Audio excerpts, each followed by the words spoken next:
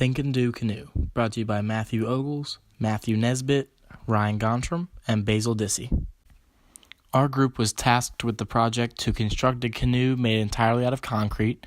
The canoe must float and be able to hold additional weight, must fit inside an 18-inch by 6-inch by 5-inch box. It cannot be coated in a waterproofing material, and it must have a smooth exterior. Also, it must have a V-shaped hull, bow, and stern, and must be completed within a $40 budget. In order to maximize the weight that could be held by the canoe, we needed to find the shape that would give us the most water displacement while keeping the canoe itself as light as possible. We also had to keep it within that size requirement mentioned earlier. Research into the shape of the hull concluded that the best shape would be a deep V design. To reduce the weight of the canoe, we needed a lightweight aggregate. Research concluded that the best aggregate for us was foam blocks shaven down. So, for the build phase, with the actual fun part, we decided to make a mold out of popsicle sticks, since that would be something that's strong and we can use it a lot, instead of cutting up foam each time for a new mold. And for the lining, so we can get the concrete out from sticking, we used plastic wrap since it was cheap and something that you can cut up easily and spread around the mold.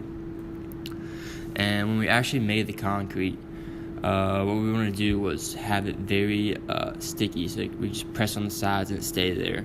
So we used very little water in the mixing. We had to test this out a little bit by adding water very gently and as we mixed the concrete in.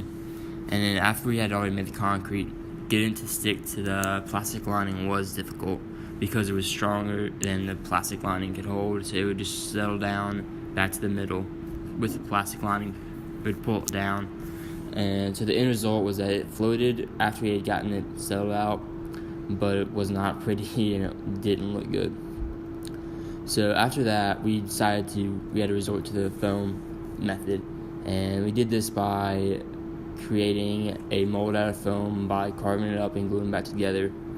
We carved it carefully so that we could make sure it had a good spacing for the concrete.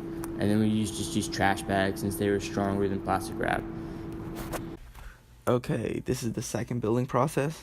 The new mold worked very well. The hardest part was getting the spacer to remain inside of the mold, as it wanted to float on top of the concrete, not be pushed into it. This was resolved by pressing down on the top of the mold with 2-liter bottles until the concrete had dried enough to hold its shape.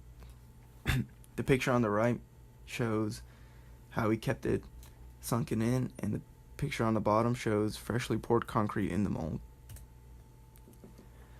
Testing also went very well. Extraction was fairly easy since the mold could be broken in a few places to let the whole canoe slide out. The canoe floated well, and with a bit of sanding, the outside was smooth, and the thickness of the hull was made even more even.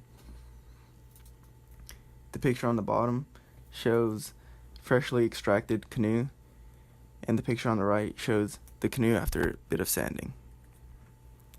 On Fed, we printed a poster following the provided template and presented our project to several people. Our canoe ended up holding 1 kilogram in total before sinking and placed us around 8th place. It's actually about I feel bad for it.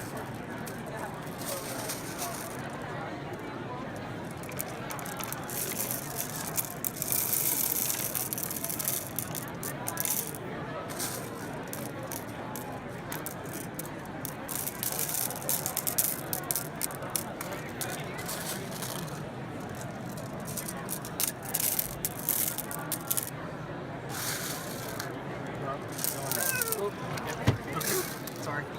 Want to hold the colander? Alright, so in conclusion, looking back on this project, I wish we would have thought more about our first mold.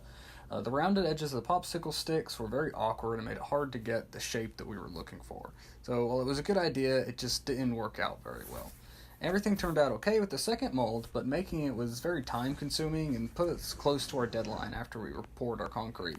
So we didn't have a lot of time for repairs and testing, which could have really improved our design. Another big thing I think we could have improved on was our aggregate. We used foam aggregate, which worked out okay, but it made our end canoe very brittle and very heavy. So I saw some other groups use aggregate like fiberglass that really reinforced their canoe as well as made it very light. So that would be something I would change. Some advice for future freshmen is don't procrastinate. I know everyone says don't procrastinate, but concrete takes a few days to dry. So if you pour your canoe the night before, you're not going to have a canoe that floats for Fed Day. Also, make sure you can communicate well with your group. Pick someone to submit things, or else everyone else will assume that someone else has submitted it and nothing will get turned in. Make sure you ask specific questions. So, for example, we thought that there was no waterproofing allowed on the canoe. It had to be just straight concrete. But apparently you can use waterproofing, you just can't cover your project in it. Finally, make sure you paint your canoe. It makes it look a lot better aesthetically, but it'll also fill in small cracks that water would otherwise be able to leak into, and that every little bit of weight counts when it comes to Fed Day. And finally, our citations.